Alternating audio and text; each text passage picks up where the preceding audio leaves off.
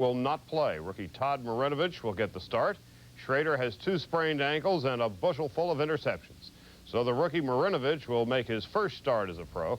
Schrader suffered the sprained ankles in the Monday night 27-0 thrashing that the Raiders absorbed in New Orleans. Schrader is out. Marinovich is in Sunday. I've been waiting for this all my life, and I consider it an early Christmas present, so, I couldn't be happier. I think he's ready. I think he's done well throughout the year. We've monitored him, and he gets tested every week as to what we're doing with our offensive game plan, and I think he understands those things, and I think he would do a pretty good job. The winner of Sunday's Raiders-Chiefs game will get home field advantage for the wild card playoff game, in which the same 2 teams are going to play one another the following weekend. So the Raiders seem to be thinking, give Schrader a week to get healthy, or if Marinovich does especially well, he just may be the jump start they need heading into the postseason. Tom? Pick Todd Marinovich will start at quarterback in Sunday's season ender against the Chiefs. Jay Schrader injured both ankles in Monday's Saints game. He's on crutches, and despite his never having taken a snap in regular season play, the Raiders name Marinovich over Vince Evans. And you're wondering, where is Steve Berline now that they need him? The 1992 Pro Bowl teams were announced today. 8 Raiders were named, including Jeff Jaeger, Jeff Gossett, and Ethan Horton for the first time. Former Ram Gaston Green and former Raider wildcard game, and the site is determined by tomorrow's winner. For more on that, we go live to Dick Enberg, who is in his best Christmas outfit, along with Bill Walsh. Now, Bill, before we bring in Dick, we heard some rumblings this week that you were offered a front office position with the Los Angeles Raiders and Kansas City Chiefs. Jay Schrader sprained both ankles in that debacle, the shutout at New Orleans on Monday night. He could play, they say, but Todd Marinovich, who has been number 3 all season long, only 22, he should be a junior finishing his junior year at Southern California. He starts. He starts. I'm not sure it's an act of desperation. I'm not sure this was regularly scheduled. So Marinovich goes in without any experience, just a touch of it in preseason football. He's observed all year as to what other people are doing, but he does have real athletic ability and real instincts, and this could be the time, I think, to begin his career. He starts this game, plays well, starts next week, and who knows? You mean he might even push Schrader to the sidelines? Well, I think that's anticipated. I think by everybody that watches the Raiders. Marinovich is the man of the future. He has talent, much as a Stabler did. He needs seasoning, but he's going to get it this week. Good call. Left-hander, and he wears number 12. They're hoping they have another Stabler. For Kansas City, the running back situation, we understand Christian Okoye just...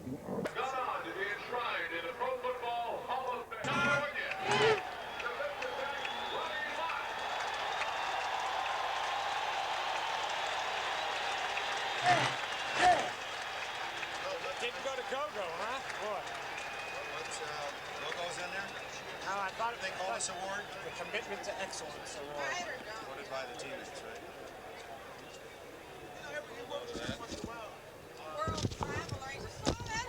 He looks so happy. It'd be easy to pick up. That's my line. He just looks the part. Still has a smile.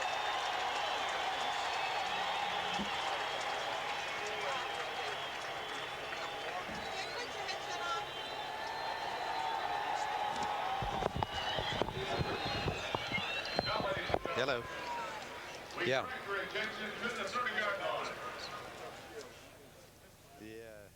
The big bad and the...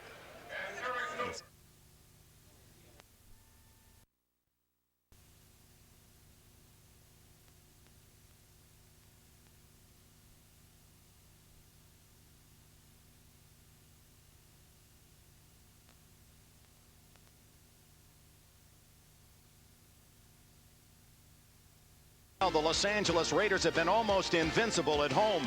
They're a playoff team again this year because they've won 6 of 7 at home, and they've done it with an aggressive defense spurred by veteran leadership. Today in the Coliseum, home field advantage is at stake for next week's wild card game against Kansas City. The Chiefs' best game of the year was at home as they showed their faithful fans a steamrolling of the mighty Buffalo Bills. And with a Kansas City win today, Arrowhead Stadium will host its first ever playoff. NBC Sports presents the National Football League. Today, it's the Kansas City Chiefs versus the Los Angeles Raiders. And welcome to Los Angeles and season's greetings from NBC Sports. Home field advantage at stake. As Marcus Allen says, this is a twilight doubleheader. First game in Los Angeles. Game next weekend, well, will be decided on the winner today. Will it be here in the Coliseum or at Arrowhead Stadium? As Nick Lowry kicks it off to the Raiders. 68 degrees, 65,000 here. And it's Jamie Holland for the Raiders. Buried at the 23-yard line as Todd Marinovich, at 22 years of age, from Southern California, #1 draft pick of the Raiders, takes his first official snap in the National Football League. A final word from the offensive coordinator, Terry Robisky and Art Shell. Here are the men who will protect him: Wilkerson, Wisniewski, and Mosbar going to the Pro Bowl. Veterans Montoya and Wright in the backfield. The versatile Marcus Allen with a blocker. Steve Smith, Galton Fernandez are wide, with Ethan Horton, the tight end, on his way to the Pro Bowl. When they go 3 wide, Smith out, Brown in. Wearing that number 12, a left-hander that will stir memories of the Snake, Ken Stabler, in the silver and black. Marcus Allen picks up 3 on first down. Tackled by Derek Thomas on his way to another Pro Bowl. There's the Marinovich clan. Dad Marv, a player with the Raiders, also went to Southern California. The wife Jan. Of course, the story well documented. Marv Marinovich raising his child to be a football player, quarterback, nicknamed Robo Back. Marinovich. The figures they'll try to establish the running game and spare him a 3rd and long. Allen on second down, hit at the 29-yard line. It'll be 3rd down and 3. Credit Dino Hackett with a stop. And here are the men in white: Smith, Saliamua, and Moss. Smith goes to the Pro Bowl. Martin, Simeon, Hackett, and Derek Thomas. 13.5 sacks for Thomas. In the secondary, Pearson for the injured Albert Lewis, and Kevin Ross at the corners. Porter and veteran Deron Cherry at safety. Everett and Washington come in the nickel. They spot the ball at the 30, 3rd and 2. You'd have to think that Marinovich will have a running play called for him here. There's no need to throw the ball at this point. He throws, and wide open but incomplete to Willie Gauld as he threw it low and outside. And Marinovich's first toss, not a very good one. He did not have a good practice yesterday. Seemed a little tight. He's as anxious and nervous as a kid on Christmas Eve. Well, he just pulled away from the throw, and it fell away from the receiver. Very, very evident. He didn't lean into the throw.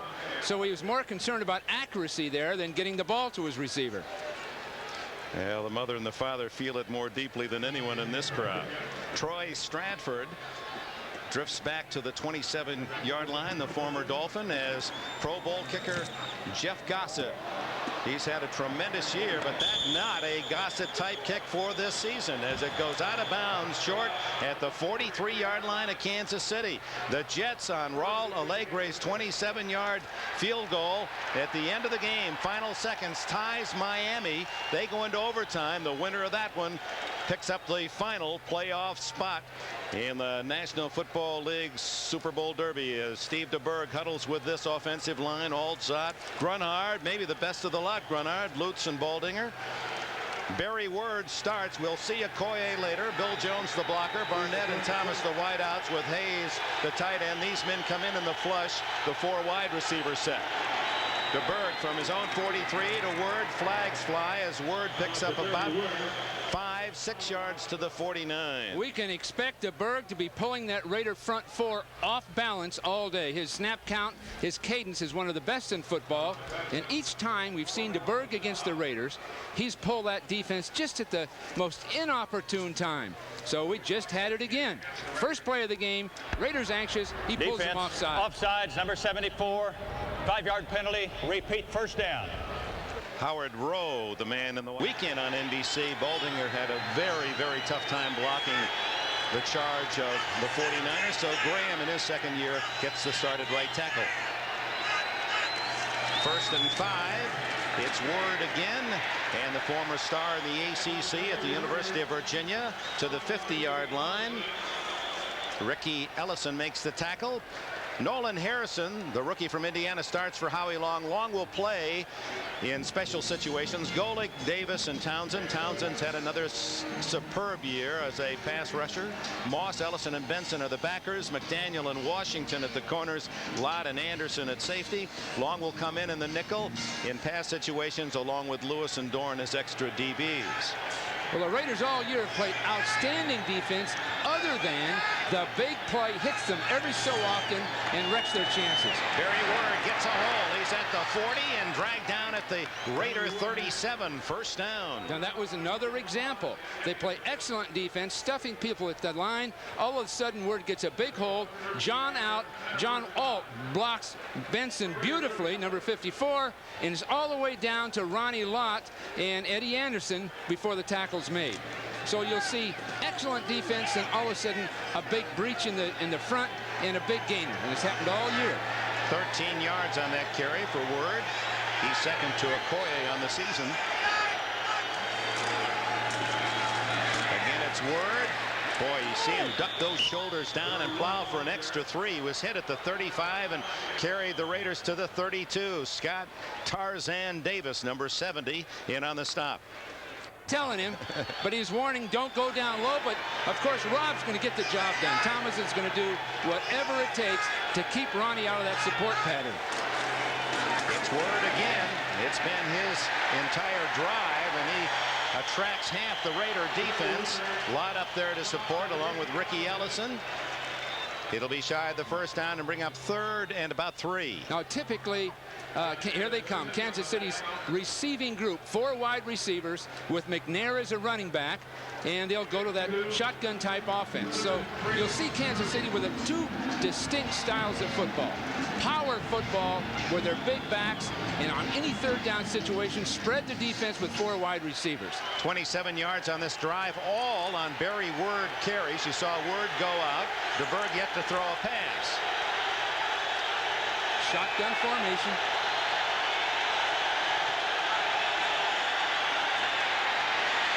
Good protection. And he misfires to the sidelines. He had all the time he wanted. No penetration from the right-hand side. So it had to have been the pass coverage was there the entire team. Barnett was the man he finally selected. Now you'll see DeBerg dropping back, and it's man-to-man all over the front. And you'll see right there, everybody is handled all the way across the front. Nowhere to throw the ball. So in that case, it was coverage that forced the bad throw. No play. Howard Rowe indicating delay of game. They did not get the playoff in time, so it's third down and 8 for Marty Schottenheimer's Chiefs from the 35-yard line. Against that coverage, that last play, Kansas City's going to have to cross receivers and make it a foot race. 10 men on the line of scrimmage for the Raiders. Open man is Harry, but he can't pull it down. Emil Harry from Stanford, who grew up here in Los Angeles. Well, it was going to be virtually impossible to complete a pass. The pass rush was a little better, but you see, DeBerg still has a nice throwing lane, but you see defenders underneath the receiver. Harry had no chance but to just go for the ball. Again, once again, here's Greg Townsend, who's had a great year. He continues to have great years. He's stunning inside, all the way inside, and Lutz barely gets enough of him to stop the sack. They're not going for a long 52-yard field goal. They'll try it on 4th and 8. They must know something, Dick, to do this. DeBerg incomplete, but flags are flying in the secondary. Now, Kansas City had to have felt they were sure they could get a man open to throw the ball on 4th and 8 early in the first quarter. They had to have known something. Well, they got the call they wanted. A first down comes with a hold. Penalties, and that a costly one. 5 yards, but carries the automatic first down.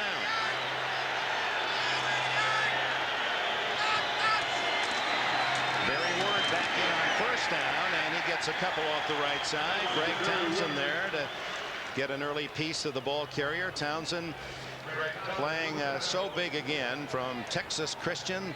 His Pro Bowl starting assignment announced earlier this. He isn't a single lineman that can block him down after down. And the Raiders move him around the field. Now he's on the defensive left side. On 2nd and 8, play action. DeBerge has a man wide open. Hayes, the tight end, backpedaling, and he's to the goal line and down at the 1-yard line with a flag down. Hayes released. No one on the Raider team saw it. Someone had to have been responsible for it, but they were fooled by the play fake. And DeBerge, as good as anyone in the league, the veteran, feint of hand, using that long handoff fake to show the ball, but holding is a call this time against Kansas City. So they benefit from a hold, get a first down, and now denied a play to the 1-foot line as they too commit the infraction. You know the problem with that play. Offensive pass interference on a wide receiver. 10-yard penalty. Repeat 2nd down. The problem with this play is that they probably won't get it again. The Raiders will only be fooled once by a play like this. But the one thing they did do is get their guy deep downfield wide open. Tight end Hayes, he was not the man who pushed off someone else away from the catch, and maybe it was Emil Harry. Emil Harry, I believe, had blocked a man out. He thought, now you see him right there. You see that block? That is really what he thinks is the man that would be covering the tight end, Ricky Ellison. But Ricky really wasn't covering the tight end, so it wasn't necessary. A good fake as Winston Moss finally drags down the ball carrier. It's so interesting. It's an all-or-none defense by the Raiders. They've got great talent. They've got a great attitude. They're well coached. But they give up that 6, 7, 8-yard run about every 4th or 5th attempt. And that in itself hurts. They can make the game almost boring, but all of a sudden, the opponent, in this case Kansas City, breaks a play for 8 or 9 yards. Schottenheimer putting Troy Stratford in the game for that play and picks up good yardage. That's his first carry of the season. 3rd down, 11. Wide open is Rob Thomas. It's a first down if it counts. Flag is down. 17 yards on the play. A flag down on the near side of the field, well away from the play. Well, it's either movement or defensive holding, one or the other. If so, the Raiders are getting some breaks in this particular case. Mr. Rowe. Defense, number 48, lined up in a neutral zone, offsides. Penalties declined. First down. Well, thus far, Dick, you can't believe. High school, he high jumped 6'10". He stands only 5'11". On first down from the 14, Barry Word. And he has 5, maybe 6, down to the 8-yard line. Nolan Harrison and others on the tackle. 5. 2nd and 4.5 as Word is stopped at the 6-yard line. The Coliseum in Los Angeles, and we welcome those of you that have seen the Bengals close out a disappointing year with a 29-7 victory against the Patriots. Here we have 6:37 left in the opening quarter. The Raiders unable to gain a first down with the opening kickoff kicked to the 44 of Kansas City. The Chiefs now have moved down to the Raiders 6-yard line on their initial possession, and this play is 3rd down and 2. Well, typically, Bill Jones, the fullback, will lead the tailback into the hole. Typically, this is what they'll do in a situation like timeout, Los Angeles. Charge team timeout. That's their first charge timeout. The Raiders call time at 3rd and 2, and DeBerge, perhaps eyes got a little big, saw something he really liked. Over the top to Rob Thomas against man-to-man defense. That was a 3rd down toss, good for 17 yards. 3rd and 2. And it's Word. Look at the power. And he's to the 1-yard line. They had him stacked at the 5, but Word using his 240 pounds to move the pile forward. Well, again, it was Bill Jones leading the play. Did a nice job of the tight end and Lutz pulling through the hole right there just to get parts of the defender so they can't make a clean, aggressive tackle.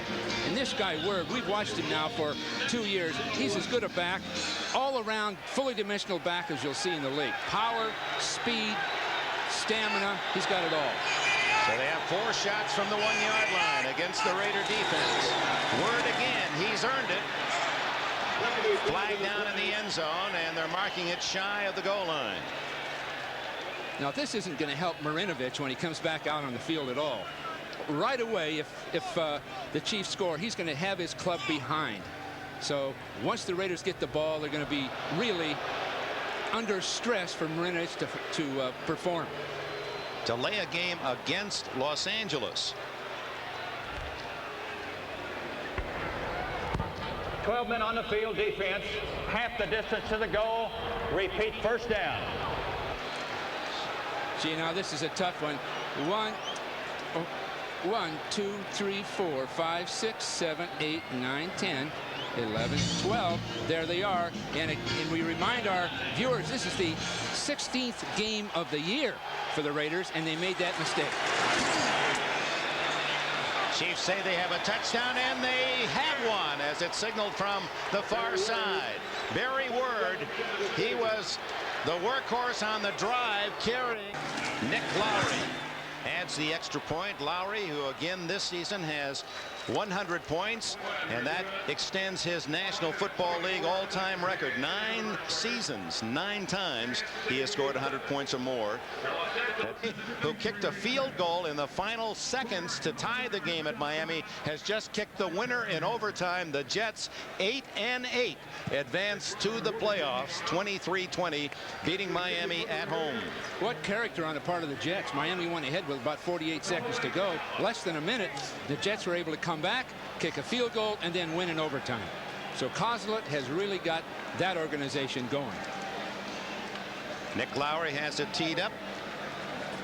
Jamie Holland and Napoleon McCallum are deep for Los Angeles.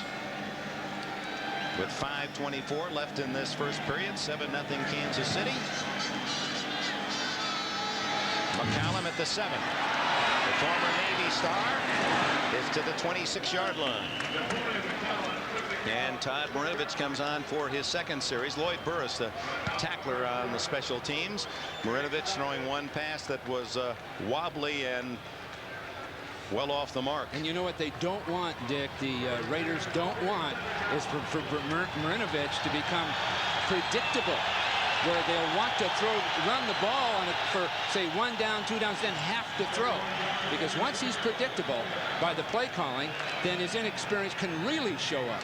He'll have all the stress on him when he does have to throw. He has to mix it up. And he's operating with a Raider offense that really has not been very good this year. On first down, he throws and has his first NFL completion to Ethan Horton at the 33-yard line. Simeon, the tackler. Good call. Just the thing to do. Throw inside short to your tight end before the defense reacts.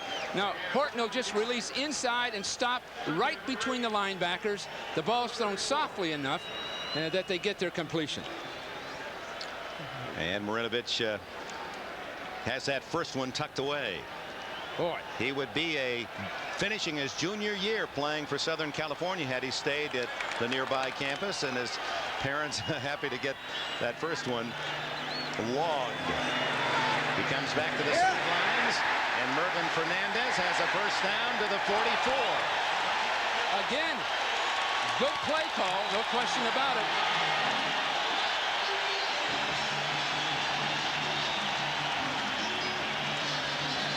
And we welcome those of you who have seen the dramatic win by the New York Jets over the Miami Dolphins in overtime to advance to the playoffs as the final wild card here in Los Angeles. The Coliseum. Dick Enberg with Bill Walsh. Kansas City on its first possession drives 57 yards, 12 plays, most of them Barry Word on the ground. Word scored from 1 yard out. Todd Marinovich has completed back-to-back passes. This is Marcus Allen on first down to the 47-yard line. 4 minutes remaining in the opening quarter. And here was the key pass when Word wasn't running, and Word finally plowed it over. So it appears that Kansas City is going to be able to move the ball regularly against this Raider defense. In other words, whatever they try, if they keep working a nice, smooth game plan, they'll move the ball. That means Marinovich has to be able to perform. He has to perform today. Second down and 6. I don't think his defense will win it for him. Marcus Allen into Kansas City territory and more, running through tacklers. First down at the 26.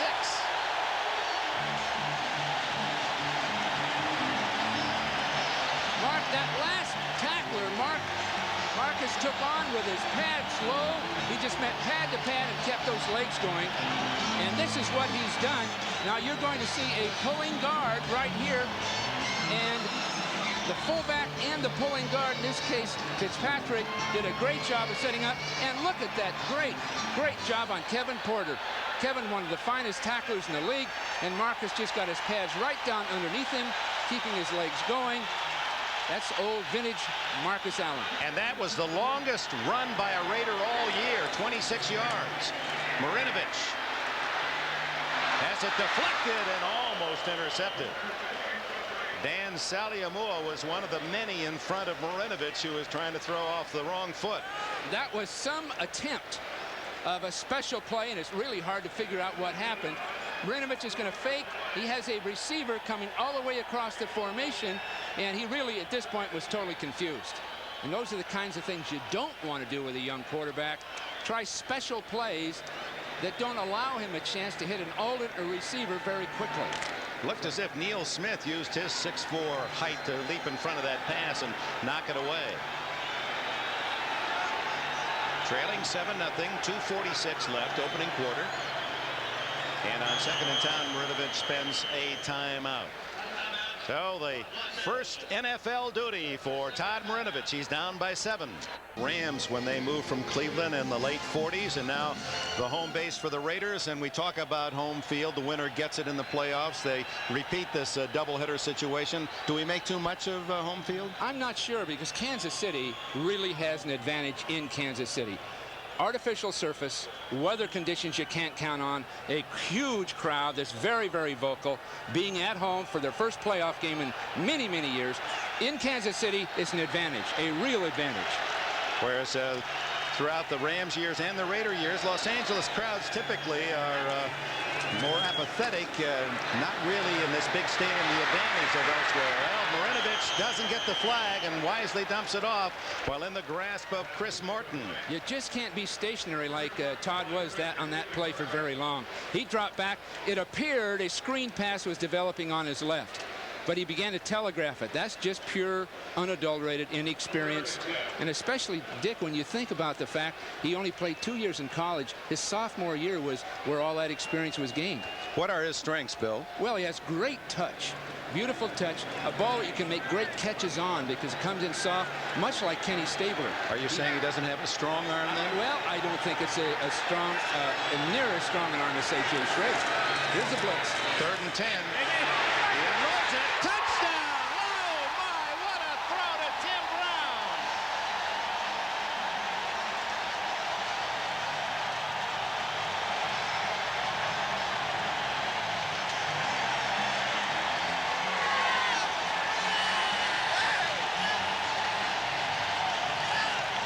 That was the touch we spoke of, up over the top. Now watch him put the ball on a nice high trajectory that drops right in to Tim Brown over the defender's head. So J.C. Pearson couldn't do a thing about it. Beautiful touch. And that's why they drafted him #1. And he'll, of course, have that great asset throughout his career. 73-yard drive engineered by the 22-year-old Marinovich, the youngest of the Raiders, on a team that has a lot of age and experience. Jager adds the extra point, and we're tied in Los Angeles with 2:35 left, opening quarter. A crowd of around 65,000 cheering the first touchdown throw in his brief NFL career. Todd Marinovich has tied the game at 7 with a magnificent throw. Long kick by Jeff Jager that is bobbled in the end zone by Troy Stratford and covered by the Chiefs. They'll start from the 20. Now here's the touchdown. You'll see a blitz coming in, a blitz coming in. That means single coverage on the outside. And you'll see the pass thrown up over the head. Now Tim Brown does a nice job, and watch the ball right over the top. Beautifully thrown, beautifully thrown. So it's tied with 2:28 remaining in this opening period. They can celebrate his first touchdown in the NFL. Marinovich, as so many quarterbacks do, on their back. His parents, Marv Marinovich, who played at Southern Cal, was a Raider, conditioning coach of the Raiders. And his mom, it's It's a realization of a lifetime project, and that's a lifetime because he has been planned from day one to do just what he's doing today by Papa Marv. DeBerg comes back on first down, and Rob Thomas is drilled by Terry McDaniel. Well, it's going to be a ball game. I was really concerned that Marinovich really couldn't function under this kind of stress without ever having played before in the NFL, and he's doing beautifully. That ball had so much touch on it, thrown just the right distance, which means he was really thinking, Dick, right to the end of the play when he was hit. He was concentrating downfield. Football today, and tomorrow it's the Surf Club. He's proud, the owner of a townhouse on the ocean, loves to surf. Monday, he calls roll. Barry Word on second and short to the 30, close to a first down. Eddie Anderson and Ricky Ellison collaborate on the stop. The Surf Club is who? Ricky Ellison and Todd Marinovich. Who else? Well, a few more. Most of the guys come out, take a look at it, and say, that's just too much water to surf in. He says, well, wait a minute, you only have to surf in about 30 yards of it. Ellison is a regular companion. Ricky, a 49er of past, having an excellent year. First down for Word. Minute 20 left in the first quarter, and Word corralled by Nolan Harrison, the Indiana rookie, picked in the 6th round. Harrison came off that backside of the play and angled down and made the stop. Now Derek Graham is playing right tackle today. Last week it was Rich Baldinger, but Graham didn't get the job done either. Harrison came right down from the backside and made the stop. That's going to really be a problem today, that right tackle spot for the Chiefs. Barry Word has carried 10 times in this first quarter. That would figure out to a 40 attempt day. Stratford now in the backfield on 2nd and 9. And the throw complete. Looked to be J.J. Burton, who was wrestled down, but not until he picks up a first down. Lionel Washington, the defender. I must say that Kansas City looks so much better today than it did just a week ago when we watched them with the 49ers. Now DeBerg's showing a lot of poise. That ball's in the air already, and it has to be thrown over the head of Ronnie Lott. So it was very, very well done. And now we know the Chiefs are going to have to move the ball, at least get field position, or Marinovich is going to give them real trouble. So 12 yards on the pass that ends the opening quarter and a first down. We'll start the second period at the Chiefs 43. Kicking the winning field goal in overtime to deny Miami. Here at 7-7 is DeBerg on first down. Play action to Word, and he's going long. Has a man open at the 15. It's Burton. Touchdown, Kansas City. What a beautiful executed play. DeBerg's fake. Now this is something that DeBerg hasn't done all year. This is really the first time this season that they've come back to things they did. Look at the fake. Very, very well done. Word did a nice job of faking, and this is a flat-out sprint straight down the field in a beautiful throw and catch. And J.J. Burton, the fastest player on the team, but you can see all defenders were fooled. Every defender, including Eddie Anderson. He runs right by all of them. Sure starting that way. A couple of great throws. Marinovich for the greater touchdown, and now DeBerg right on target to Burton. Lowry adds the extra point, and with just 7 seconds gone in the second period, Kansas City regains the lead, 14-7. DeBerg's 16th touchdown pass of the year. The 14-7 advantage. Lowry kicks it off to McCallum and Holland. It's Holland at the 12-yard line. To the 26-yard line he goes as we go back to the touchdown side view of a touchdown. Well, I got Eagles I got vertigo as I tried to do it. Down by 7 now. It's starting to work. Marinovich comes out throwing. Dumps it off to Smith. He's toppled at the 29-yard line by Derek Thomas as we go to New York and Berg. Well, it's wise to be ready this time of the year. That, for those of you who stumbled through that yesterday, those monosyllabic terms that Paul McGuire uses gets us all in trouble. The throw is to Tim Brown, the touchdown maker, and again, Marinovich, not a gun, but so deft with his accuracy right on the run, right where Brown wanted it. Well, this is a la Stabler. The ball is thrown soft up over the top, and the receiver can run for it. Now that's why Al Davis went to real extremes to get Todd Marinovich. And that ball has beautiful touch on it. Beautiful touch. The best compliment we heard this week at the Raider camp on Marinovich came from Marcus Allen, who's lined up behind him right now. We'll share it with you right after this play. First down at the 39, and Marcus gets the call. Allen for about 3.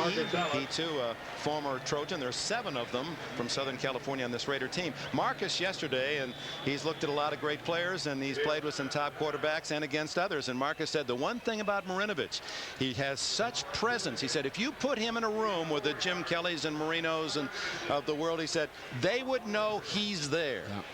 And the other thing he said, when he first saw him throw the ball, he thought it was, quote, a candy arm. No strength. How can this guy ever play? But within a few days, he could realize the timing and the touch and the accuracy really more than compensated for the strength of his arm. On 2nd and 6. Ooh, stuffed was Allen on that play. Greeted rudely by Tom Sims, second-year man from Pittsburgh. Well, Montana wouldn't be in that rifle John Elway category, but a little stronger, but his accuracy is his strength as well. Well, that's the key to any quarterbacking, the accuracy, and so often overlooked is the velocity of the ball. The receiver wants to be able to make a good catch and then run with it. And sometimes you can throw it so hard, the receiver's consumed just trying to make the catch. So Marinovich's receivers will always have a chance to run after catching the ball. Now the test of the young quarterback, 3rd and long. Good protection, and he gets it away right on the money again to Brown. First down. You know what, the back of the Raider coaches' minds right this minute is, why didn't we do this a few weeks ago? That coming around to the outside, Brown is going to break underneath. Horton, number 88, was really picking the man that was supposed to be covering Brown. So it was a basic man-to-man play where the tight end got in the way of the man covering Tim Brown. Very well done. But as I say, I bet half the people here have already thought about it. Where has this guy been all year? Jay Schrader sidelined with sprained ankles after the New Orleans game on Monday. Steve Smith into Kansas City territory on first down, gain of maybe a yard. Neil Smith dragged him down. Marinovich is now 6'4'9". Well, you know, Marinovich has been on the sideline. We've watched any number of their practices over this year, and not getting any real work except for the opposing quarterbacks' tasks during the week. But the one thing he always showed in the warm-ups was a lot of touch. Meanwhile, he's been watching and learning with Mike White as quarterback coach, and he's coming in with a lot of presence. You pointed that out, Dick. He's just acting as though he's been doing this for years.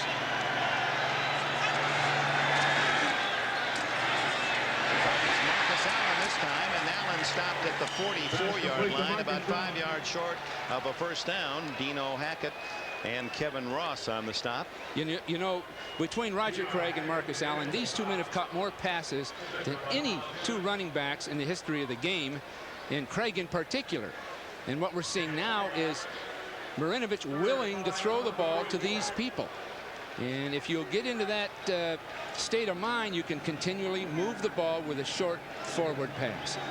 Allen with that catch has 389 in his career. 5 consecutive completions now for Marinovich, who looks at 3rd and 5. Now draw to Allen, read well by Kansas City. A gain of only a yard. J.C. Pearson slashing in from a cornerback position along with Charles Washington, number 46. Punting team comes on, and that gives us a chance to laud a couple of Raiders. Elvis Patterson, who's had another outstanding year as their top special teams player. The former Giant, number 43, and the punter. There's Patterson. He's the one that'll draw double team blocks. The punter, Gossett, has been brilliant. He has the best net of any punter, almost 39 yards net per punt, 24 times inside the 20, and only 2 touchbacks. Wow, 24 inside the 22 touchbacks, and he goes for another to the 12-yard line. And it's Troy Stratford out of bounds inside the 20, so he's done it again. Now, Patterson, number 43, is one of the top 4 or 5 special teams. California. And for Kansas City, the Christmas gift they'd like to give their fans is the first ever playoff game at Arrowhead Stadium, as this will be a game that will be played again, the doubleheader next week in the playoffs. The winner today gets home field. 2 possessions, 2 touchdowns for Kansas City. The handoff is to Barry Word, short yardage, 2 yards. Let's go to Bob Costa. 3-0, Dick. And here it's Kansas City, 14-7, second down and 5. The quickie is complete.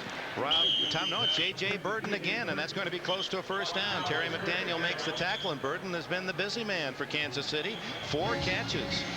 Well, whatever happened to Steve DeBerg this year, he appears to have overcome the problem, because today he's right on the money with everything he's throwing. He's showing the same classic Steve DeBerg poise. And so maybe he's found himself for whatever reason. He looks so much better this week than last week. And of course, the previous weeks he was throwing interceptions all over the place. 5 for 6 today, 99 yards, 1 touchdown at the 57-yarder to Burton. First down carry, and it's Word.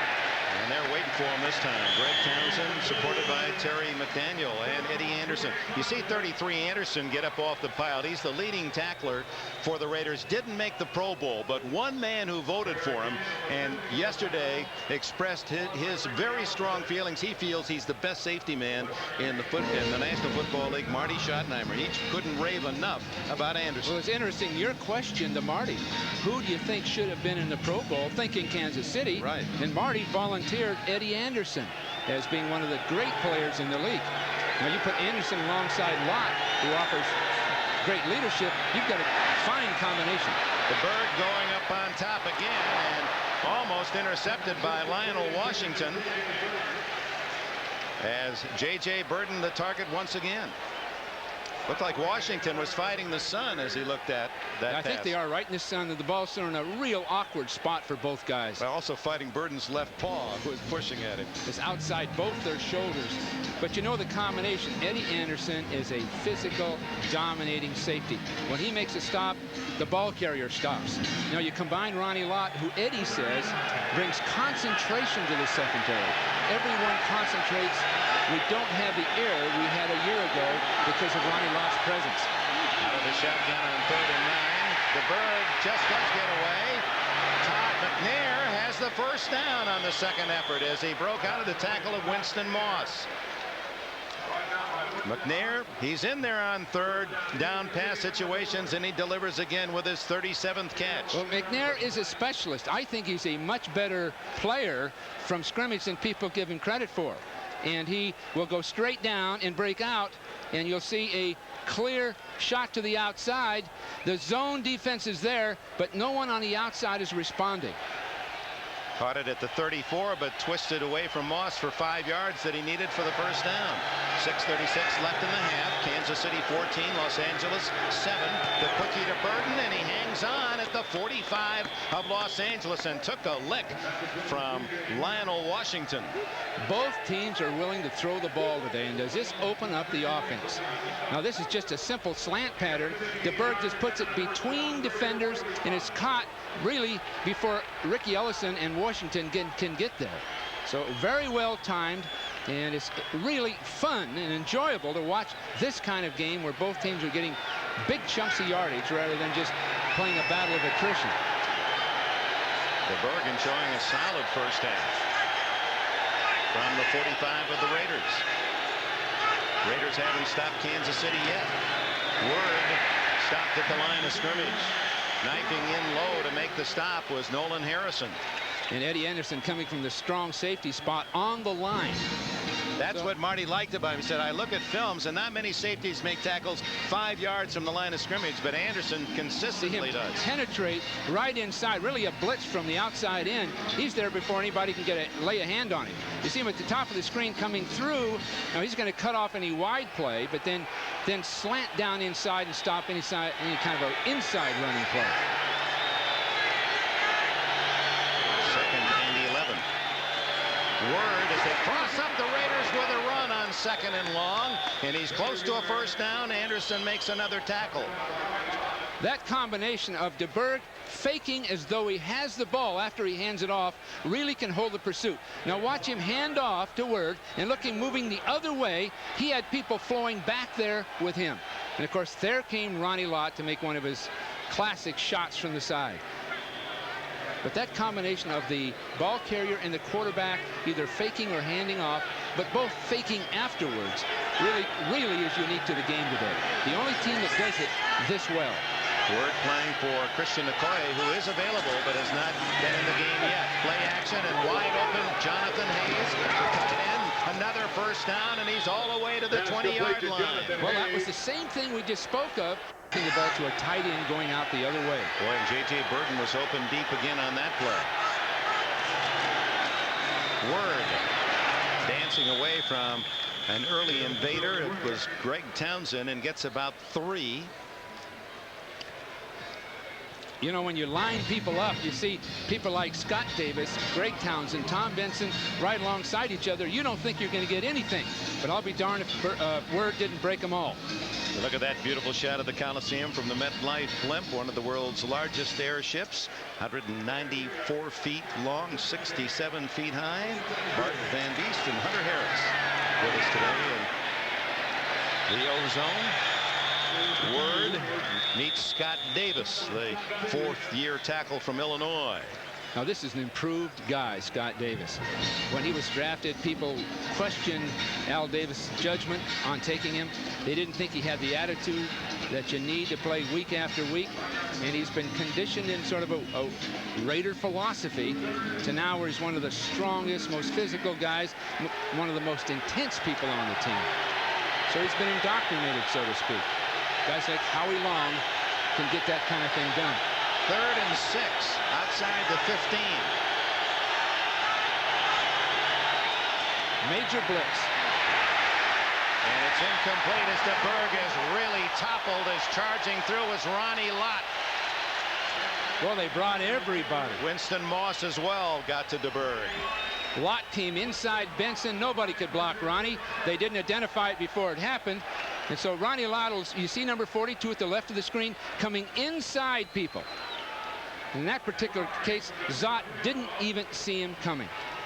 That brings on Nick Lowry, trying to keep a long string alive. He's made his last 20 in a row.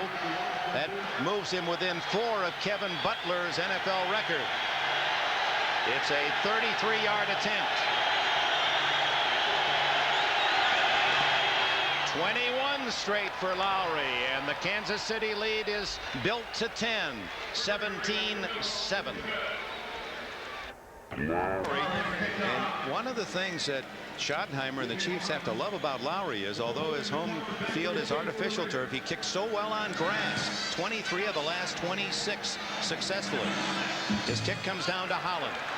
Jamie Holland to the 25 and out of bounds. Kevin Ross and Lloyd Burris with a tackle. A timeout. 2:13 left in the half.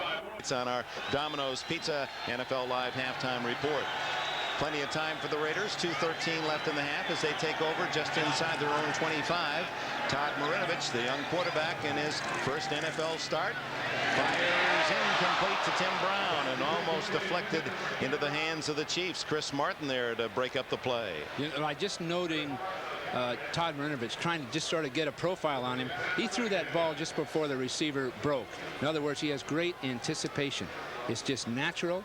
I'm not sure anybody taught it to him, but as an athlete, much like Joe Montana, he's anticipating and throwing the ball quickly, being very sure of it where his receiver will be, but it's anticipation rather than waiting, finding someone, and then throwing him the ball. Draw play to Marcus. Allen skips out to the 35. Looks to be good enough for a first down as it ticks down to the 2-minute timeout. 17-7 KC. And the Raiders trying to rally from 10 points down. And part of the fascination of this game, not only who wins and who gets into the playoffs as the home field advantage, Kansas City or the Raiders that play again next week, but the look at Todd Marinovich, and I can just sense your body language and your love for quarterbacks generally, and watching him develop. If you were giving him a report card grade, what do you think about this first start? Dick, it would have to be darn good, because he's doing things naturally, instinctively, like he's played the game in a playground or in a high school field. He's just natural at what he does. That's why he came into Southern Cal and did so well there in his first couple of years. He's come here, played today. He can't do anything but get better. Well, and there's something also about the fact that he's a southpaw. I mean, so few. I mean, there have been some great ones, and of course Stabler comes immediately to mind of the Raiders, and Steve Young currently with San Francisco, but they're few and far in between. Well, you'd like to think a southpaw has more, I'm being one, has a little more instincts, whatever, but it's a little different now, because Derek Thomas is rushing right into that left side, and Todd Marinovich can see him coming, so it hasn't been a problem. I really like this young guy. So you like left-handers as well? Well, you're making a lot of sense, Dick, so far. Yeah, I really do. And there's his numbers, 7 for 11. And the touchdown, a beautiful toss. If you weren't with us, a well-aimed rainbow to Tim Brown on the run. Derek Thomas teeing off on 3rd and short. And it's going to be close for the first down. They need to get to the 35. One of the problems with a young quarterback like this, the coaches can get a little bit their appetite whet and go to more things than maybe the quarterback's ready for. But if they stay with these simple kind of pass patterns, I think Marinovich will do fine today. So first down, out across the 35. And Marinovich without the huddle.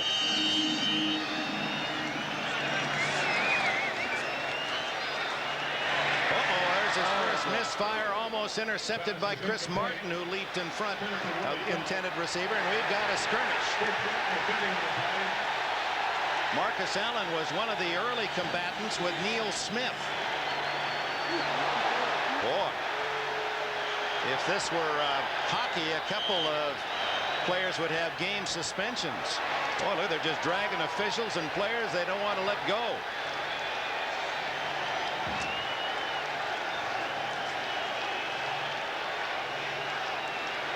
And you know, Santa just knows who's naughty and nice, Bill. That's right. He sees all of this.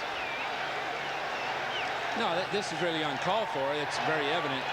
When you're playing, you have to keep your wits about you in a game like this. Now, Marcus Allen's upset at someone. He probably had the block, and it may very well have been Neil Smith, number 90, and that's a major size mismatch. But for whatever, you've just got to concentrate on the game. And there's Marcus going after Neil. No one will ever question Marcus Allen's competitiveness or his willingness to go combat.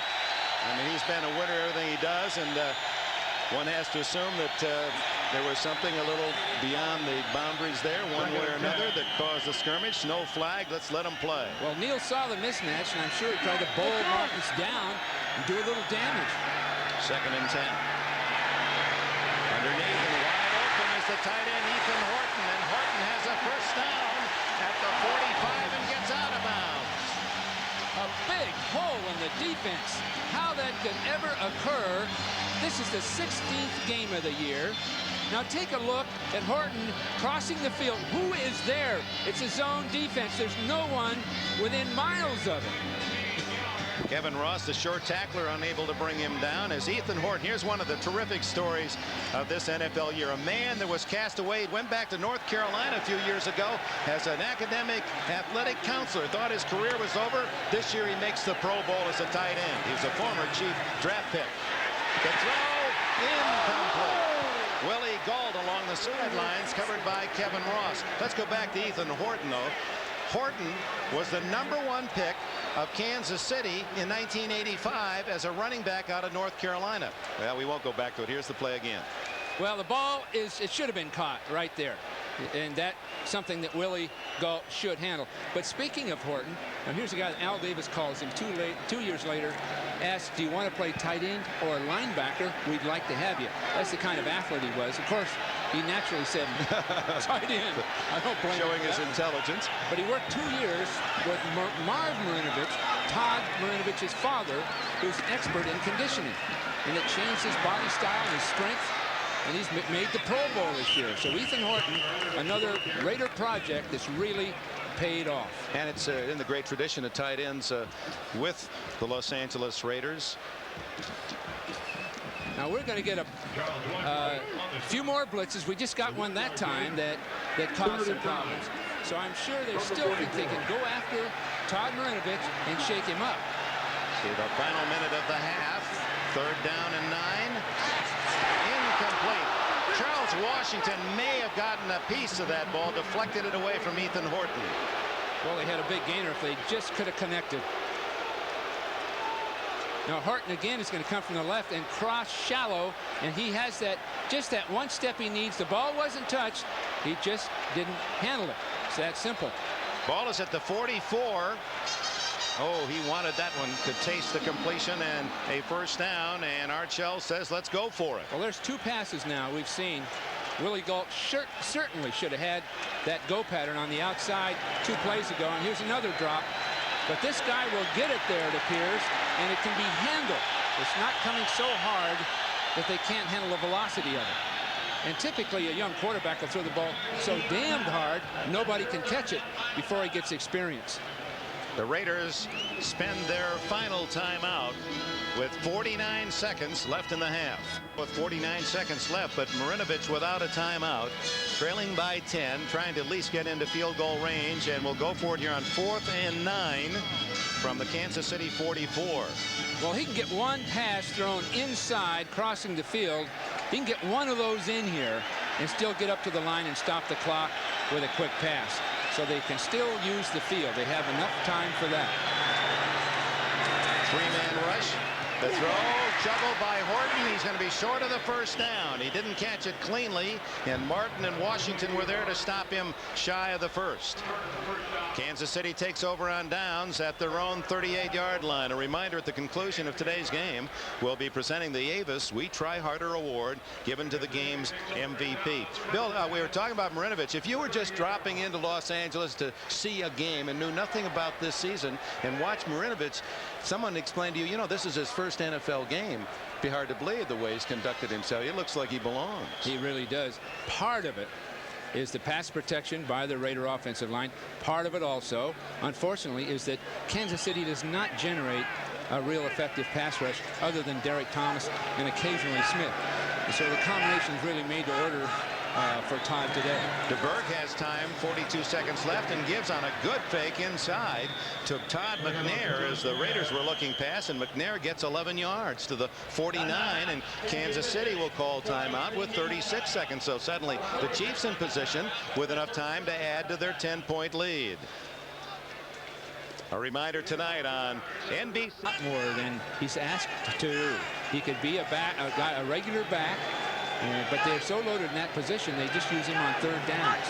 Fine receiver. DeBerg down the sidelines, complete, and then knocked away. Eddie Anderson was the man who made the hit on Burton, and they're calling it a catch and a fumble out of bounds. Well, we'll have to get a replay on it. Nicely thrown, splitting the zone. Hard to see from that angle. Did he get both feet down? Certainly to be reviewed. Yep, he got that 2nd foot down just as contact was made by Anderson.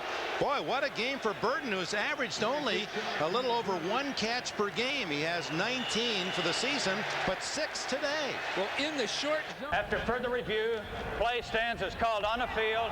Completed pass for a first down. Meanwhile, Kansas City, this is their 4th possession of the half. They've scored a touchdown, a field goal, and they're in field goal range with 29 seconds left. And again, a good fake by DeBerg as he gives to McNair, who's to the 20-yard line. Well, with Lowry, you know you've got 3 points unless it's blocked. So now they're going to be able to go for the end zone. And they use another tying field goal by Allegre and then win it in overtime. One of the highlight games of this day. 2nd down and 5. Go for the end zone, down the field. DeBerg goes down under the rush as he ducks from Greg Townsend and Nolan Harrison. We'll see who they give the sack to. Well, that right tackle position is hurting the Chief. And Townsend, they're putting Townsend over there, and he is just physically beating his man. It's that simple. And DeBerg could see that one coming. Now, right at the bottom of the screen, you see Townsend come an arm over, just like a nice arm over on Derek Graham. And Graham was sort of mesmerized that time. He didn't know what to do, and Townsend overwhelmed him.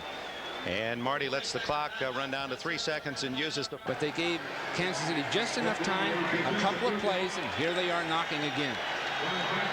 43 yards out of Barker's hold as Lowry tries to make 22 in a row.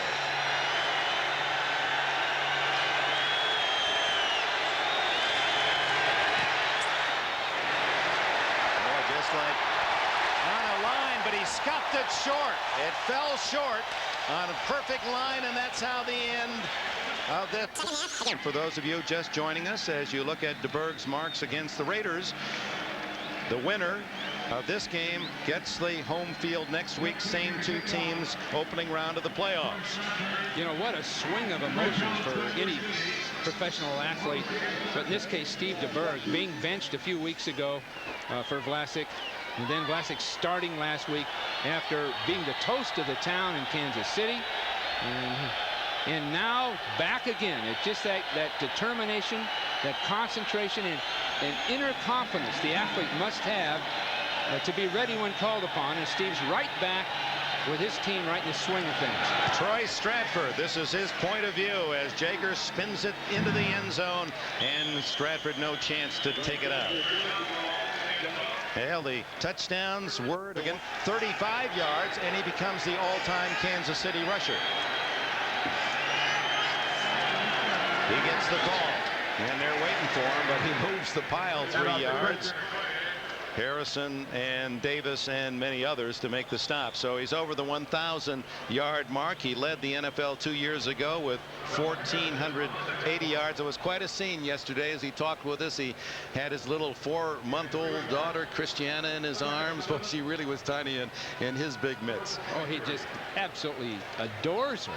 Carries her everywhere, and what a nice little child. She no noise. I can remember mine, but she sat there so quiet and alert. McCoy, 260 pounds. From Azusa Pacific. Big hole, and he blasts for a first down. A gain of 10. That's the kind of running that tests everybody. And Ronnie Lott had to make a play there. I'm sure Ronnie would prefer not to have to take something like that on. Okoye fell forward from initial contact till when the ball was called dead. He made 4 extra yards. Ed Podolak, currently the all-time Chiefs rusher, 4,451 yards for Podolak, part of that great team of Lenny Dawson and Otis Taylor, and Podolak, and of course the great defense of Hank Strand. Teams that, well, they opened the Super Bowl right here in the stadium 25 years ago. That would have to go down as one of the great teams over a period of time in American football. Buck Buchanan, the whole Bobby crew, Bell, they were good. Lanier, and the rivalry in those years were the Oakland Raiders. Oh, and then the Jets as part of it. How many times do we see George Blandos here today kicking a field goal in the final seconds? There are the numbers, the all-time, and brings out memories of Haynes and Garrett and Curtis McClinton as well.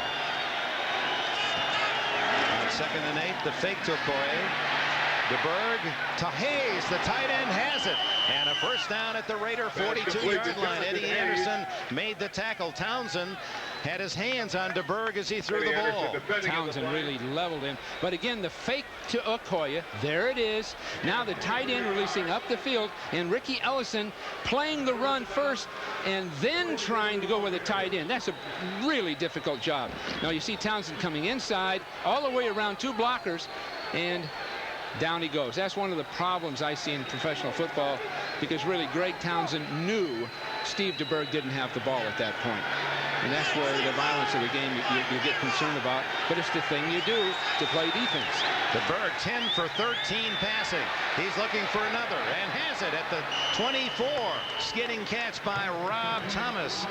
Popcorn Thomas has 18 yards. John Ferratis. Kansas City again moving seemingly at will, and now it's Okoye to the 20-yard line. So the Raiders, their strength this year has been their defense, but on 5 possessions by Kansas City, 5 straight times DeBerg has got them deep in Raider territory. Well, what a contrast from a week ago, and they were so flat against San Francisco and looked dismal. And we were trying to be gentlemen about it when we reported it, but it was dismal. This week, much like we've seen in other times, extremely well executed, knowing just what they're doing it well. 2nd and 6. Okoye again gets only a yard as Nolan Harrison, who's doing a good job, this rookie from Indiana, number 74, plugs the hole with plenty of help. Moving the ball not good this year, and Art Shell talked about it yesterday. That the defense has kept them at 9 and 6. Well, when you only average 274 yards a game and you're a playoff team, your defense had better be good. Play action DeBerg, and he has to eat it. Scott Davis with a sack. Tarzan, his 6.5 of the year. Dick, do you realize, and for the viewers, do you realize what that sack means? It happened right at the end of the half also. The quarterback just mustn't take a sack when he's in field goal position, because this again puts Lowry in a very difficult kicking position. And Scott Davis just bowled over Zock to make the play. But the kinds of plays you call in the so-called red zone have to eliminate the possibility of a sack, because now we've got a long field goal because of it. 45 yards. Lowry, after a DeBerg sack in the final seconds of the first half, missed from 43. That snapped his string as DeBerg and Schottenheimer talk things over, and a timeout is called by Kansas City. So when we return, presumably Lowry to try from 45.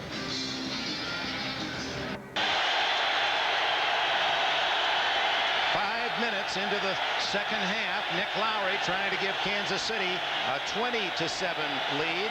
45-yard attempt. He missed from 43, and that broke the string of 21 in a row.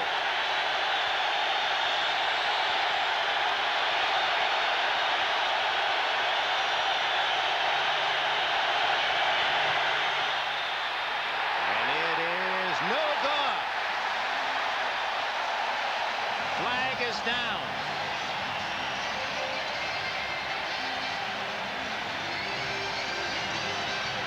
So easy to... Holding. Offense number 51. Penalty decline. Field goal is no good. Timeout. It's so easy to talk about strategical errors, but both quarterback sacks on the last 2 possessions cost them 6 points. Back, and Todd Marinovich, his first play of the second half, throws complete, flag down. It appeared the Chiefs are offside. Ethan Horton tied in with a catch. Hackett and Thomas the tackle. 2 flags are down, and Howard Rowe will sort that out. The Raider offense, excuse me, Bill, is 24th in the NFL. Offside is the call. 26th in passing. Only Indianapolis and Tampa Bay less effective than the Raiders throwing the ball.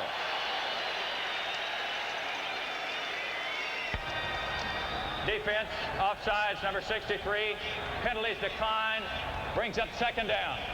Well, one of the very telling stats for the Raiders is they average 3.8 per rush, and they're a rushing team. You'd like to think you'd be in the 4.5 area if you're really effective. So really, the Raiders have gotten to the playoffs without exploding offensively, and they're going to have to do that to go very far in the playoffs. Quick throw is complete to Mervin Fernandez. Breaks a tackle. Flags are down as Fernandez goes to the 47. J.C. Pearson, the tackler. A flag was thrown from way down, deep down the field. Often that's offensive pass interference. A pick pay. Excuse me, a pick pay? A pick play. Or tight end holding. Yeah. Oh, the other way against the defense. Holding. Defense, number 57. Penalty declined. First down. Chris Martin, as Marty Schottenheimer says, hey, let's take it easy now. We have the lead, 17-7. Schottenheimer and Kansas City winning the last 3 meetings. These two teams all have been closely contested, and it's usually Kansas City coming from behind. Today, Art Shell's job is to rally his troops. On that last play, Chris Martin just held Horton all the way up the field, trying to stay with him, because the tight end becomes a major factor with a passer like Marinovich, a touch passer. Marinovich to the sidelines, no one there. Misread in the communications as Willie Gault went deep, and Marinovich thought he would break off his pattern to the sidelines. Let's check the Detroit, Dallas winners, as were Pittsburgh, Cincinnati, and Tampa Bay. Here's 17-7 Kansas City, 2nd and 10. Marinovich incomplete. One of the few offline. Fernandez, the intended receiver. Marinovich is a talented artist, and I don't want to use the word flaky, but his teammates, I mean, flaky is really in sports lexicon often a positive term. You have to be bright to be so categorized. He's artistic, has a presence, unpredictable certainly, as most any 22-year-old might be, but multi-talented. Well, you know, if he were 10 years older, they'd say he's an eccentric. Right. But at this point in life, flaky is about all the word you can come up with. Even Marcus Allen called him a hippie. And Allen gets that one and hips away from a couple of Chiefs and is to the 43, but that won't be enough for a first down. We'll bring up 4th and a long 5. But the presence of Marinovich demonstrated itself again. He's being chased by people that are much faster than he is. Bill Moss is all over him, and he still finds Marcus Allen right at the last instant. So that's the resourcefulness you really need in a quarterback. But no running game to complement the passing, and so Jeff Gossett in to punt again, and he has been an artiste as you look at Troy Stratford at kicking the ball out of bounds inside the 20 or getting the fair catch. Aims it for the near sidelines. Stratford lets it go. Oh my, another. What a kicker. That's why he goes to the Pro Bowl. Number 7 for his idol, Mickey Mantle. Gossett does it again. The 6-yard line after that 39-yard punt to the corner by Gossett. And now the crowd trying to urge this defense to make a big play. DeBerg likes that play action fake often in here, but no, gives to Word, and Word is stopped for a loss. Terry McDaniel pressing from the corner. So tough to stretch a play outside when you're that close to your own goal line, because those defensive backs will attack. They really will, and that time McDaniel got there before any blocker could get near him. So this is a tough spot to be in. The first thing Steve wants to do, Steve DeBerg, is to give his punter plenty of room to smoothly punt the ball. That's number 1. Barry Word behind him, 61 yards rushing today, but only 2 yards on his last 4 tries. DeBerg batted in the air, incomplete. Oh. Rob Thomas was the closest Chief. Well, the Chiefs need about 3 more yards to be able to punt the ball in a normal fashion. They're on about their 4-yard line. They need to be about on the 16 or 17. Now, that could have been trouble. Nolan Harrison making another play. This young guy subbing for Howie Long. He was a terrific pick, a 6-rounder. 6'5". He's got the height to go up to the ball. Now they're going to spread out and throw. I guess that's not that important to them. Unless there's a draw play involved. Now, this is surprising.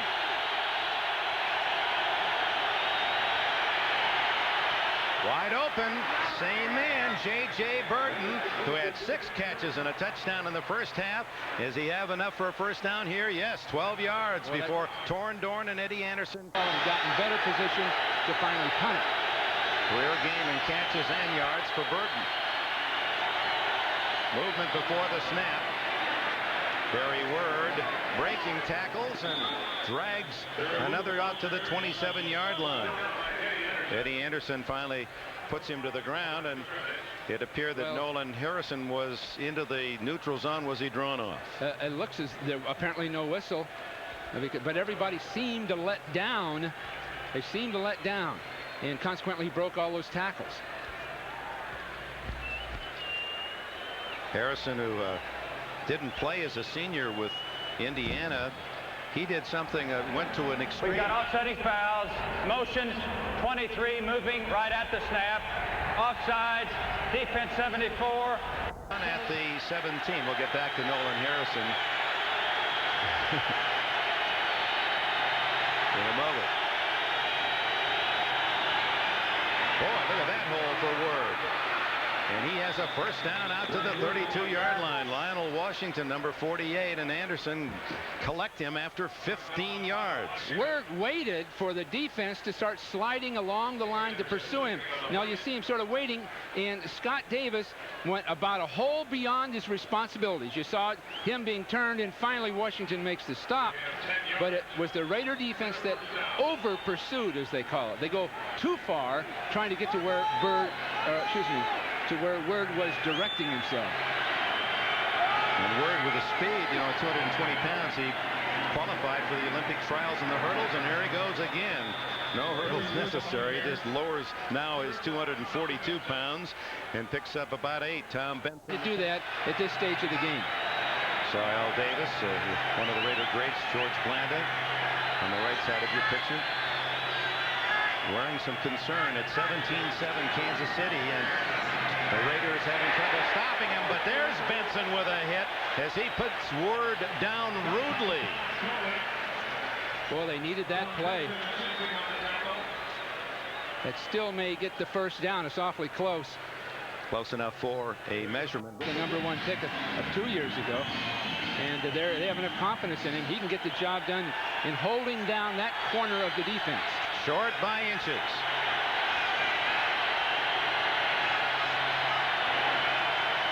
Flags are down, and Word shoots through a big hole to the 49-yard line, and Anderson, who leads the Raiders with 107 tackles coming in, makes another. Again, DeBerg snap count. It looked like he got the Raiders, if not offsides, off balance. Offsides, number 70 defense, penalty decline, first down. Give Word the yards, and he now has 93 for the day. Again, DeBerg snap count. Watch his helmet. Watch him get that. Let's see that chest and everything expanding and moving, and he got Davis to move. Now Steve's been doing that for 15 years. He could probably write a book on that technique. But that's where the snap count and the emphasis in your voice, the enunciation, can pull an anxious defensive person off sides. Barry Word showing why he rushed for 1,000 yards last season with his play today, as he's 7 shy of the 100 mark. He had over 100 last Saturday at San Francisco, and this will put him right at 100 as he goes to the Raider 45. And if you've just joined us, this drive by Kansas City has been typical of their play today. On offense, the Raiders have not been able to stop them. Well, the Raiders are just absorbing right now, and you can't say that about every one of their players, or that defense that's been designed for them. Only the second appearance of Christian Okoye, who is less than 20 yards from the Kansas City rushing record. He's over 1,000 on the season with a few yards today. And he blasts to the 41-yard line, and that might be good enough for another first down. Okoye talks about going home, of course. Get some of that goat stew.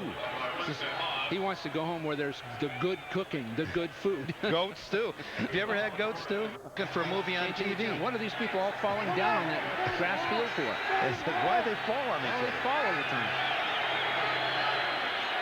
2:43 left in the third. DeBerg throws it away. Well covered was Bill Jones. Eddie Anderson on him.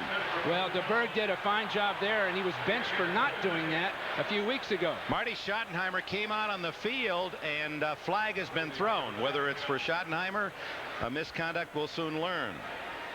A few weeks ago, Steve DeBerg was throwing the ball to the covered receivers anyway and having them intercepted. This time he threw it away finally.